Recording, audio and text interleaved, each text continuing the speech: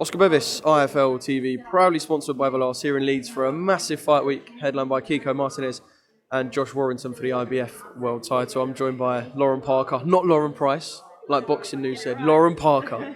Lauren, how are we?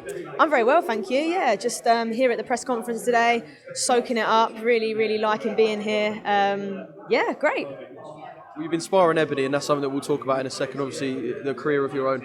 That was going to be my first question, really, just sort of being around something of a promotion of this level. Obviously, I know Ebony's kind of adopted Leeds and they've adopted her, so kind of a bit of a home feel for her as well. Just being in this whole environment, it must be brilliant. Do you know what? It's great. Ebony's got a massive profile. She's really built herself up. But like someone like me, I'm slowly getting there, slowly building myself up. As I like to say, cooking slowly in the background. The fact that I'm now, I like to say friends of Ebony after sparring her for about 7 weeks, run up to her camp. Having invited me here today, it's absolutely fantastic to be a part of it and really just get a feel for what it's like at the top level. Just really soaking up and enjoying it. Have you had a chat with Eddie? Get into his ear a little bit? Do you know what? I haven't.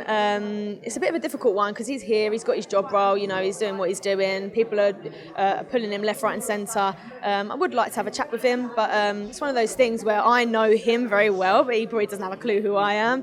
I've shook hands with him, said hello, but at the moment that's as far as it is. And if anything was to progress further or get in contact with Eddie, that's more of probably like a manager's role. So I'll probably leave that down to them. You've always got Ebony as the little legend, haven't you? Let's talk about that sparring. So in the build-up to a second world title defence, you and Ebony have been sharing rounds.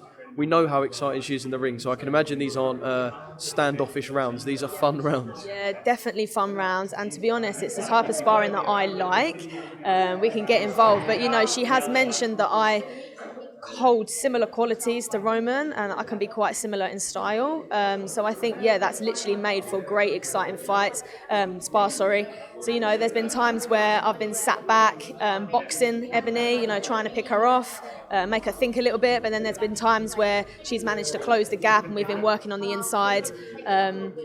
Just all round a really good experience and some great sparring had. I remember when she fought Shannon Courtney, Shannon did say, look, you can tell that she can punch. She came out looking like a different person. You can see she's tough as well. Is she that tough? Well, is she as tough as she looks, and does she punch as hard as it seems? Do you know what? I do say that she lives up to the name, the Blonde Bomber. Yeah, she does live up to it. And I think it's definitely when she really gets in there and loads them up, that's when it's spiteful and nasty. And, whoever the opponent is on the end of it, they've really got to watch out, because I tell you now, put them 8-ounce gloves on, take the head guard off, you got a different story, definitely, I'll praise her 100%. She brings a lot to the table, and I think people really do need to take her seriously, not just for what she turns up to these events like, dressed the way she is, great woman, but actually she brings a lot more than just a look, and you got to take her seriously. Yeah, let's talk about that marketability as well, because obviously it does help get you places. You could argue that if she didn't have the marketability, despite how good of a fighter she is, she wouldn't be in this position. So I suppose you can learn from a factor of selling yourself about how Ebony is kind of one of the prime examples. Yeah, she's a prime example, and like I say, she's like the big sister in boxing now. She's built herself to that level, and we all know that this pro game is about selling yourself. It's about putting bums on seats. It's a business, and I think she's literally cracked that. She's been in this as well as a pro or whatever for 5 years now, with a bit of a break because of COVID.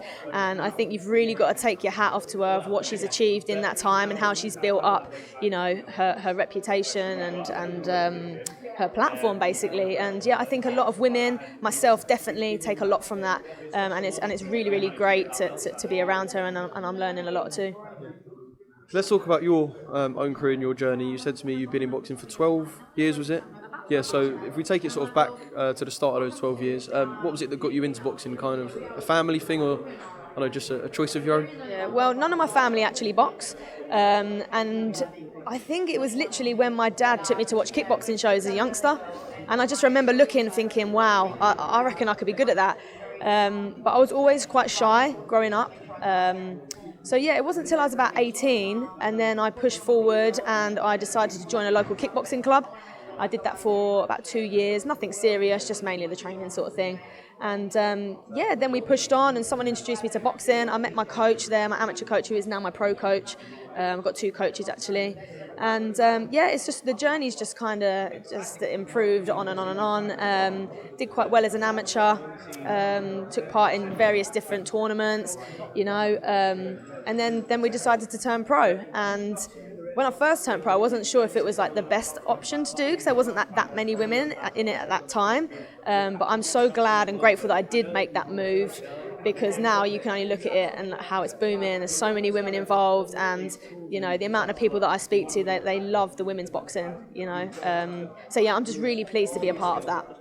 Yeah, it's growing so much, and it's funny you should say that, because if you speak to a lot of the female fighters who did turn pro perhaps 4 or 5 years ago, when the talent pool was so small, and there's sort of a big gap between the top girls and the girls just coming through. Now them gaps are kind of filling in. You didn't really have them British levels and European levels, but you've got that now, so there's a talent pool of just like loads of good female fighters. Exactly, and there's more platforms as well. Like I've just signed with Unified Promotion, and they're kind of like the middle people, if you like. They're not massive yet, but they're equally not small time, and they kind of give you that platform with the TV deal to kind of really help these women come forward.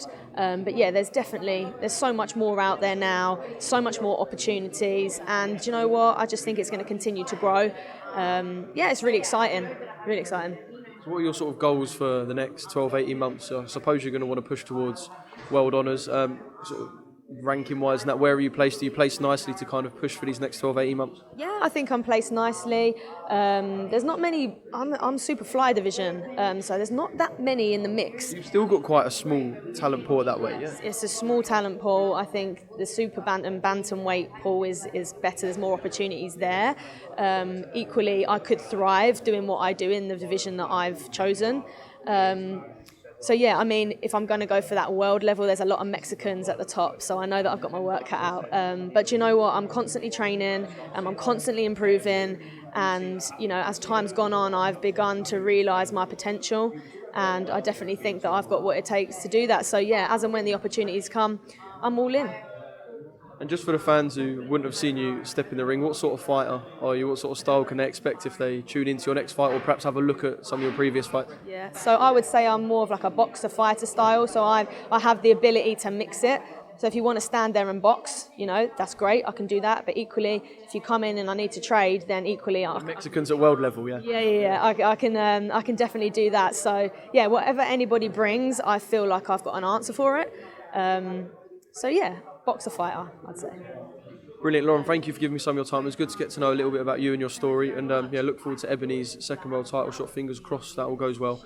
And hopefully we can catch up in the future and maybe come to one of your fights. And I don't know, when you got the world title, then we'll definitely be there. And we can reference this first interview. Yes, that we can. And roll on those world titles, eh?